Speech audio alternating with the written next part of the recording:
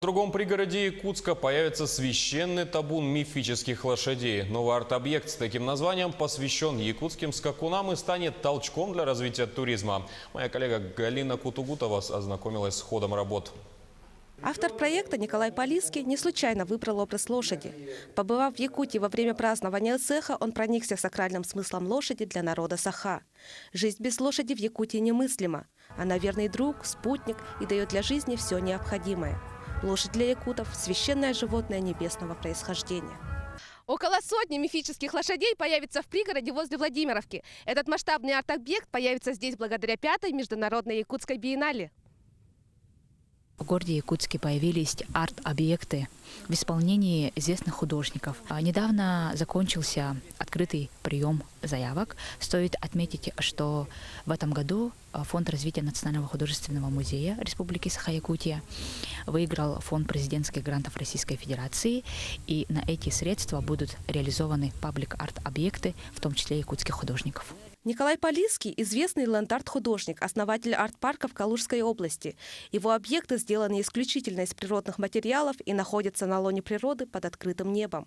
Сейчас его команда уже начала работу по реализации проекта в Якутске. Наша первая задача – не навредить той территории, на которой мы это будем делать, чтобы это было гармонично с этой природой и с этим ландшафтом, чтобы оно вписалось. Поэтому я так думаю, что Николай выбрал именно лошадей и именно вот этот материал лоза, который у вас тоже в большом количестве. У вас, смотрите, там какие какие промежутки.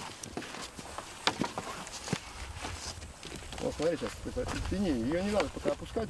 К возведению арт-объекта присоединились волонтеры. Любой желающий может стать частью этого масштабного проекта. Если вы хотите стать волонтером, нужно просто обратиться в художественный музей.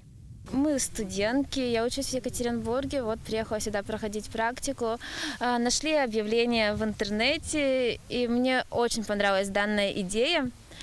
И мы захотели поучаствовать в этом проекте. Очень здорово, что у нас в Якутске художники с мировым именем реализуют вот такие вот идеи.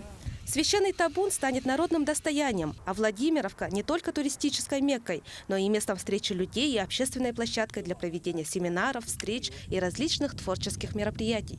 Галина Кутугутова, Пелагея Чертонова, Владимир Павлов, Якутск.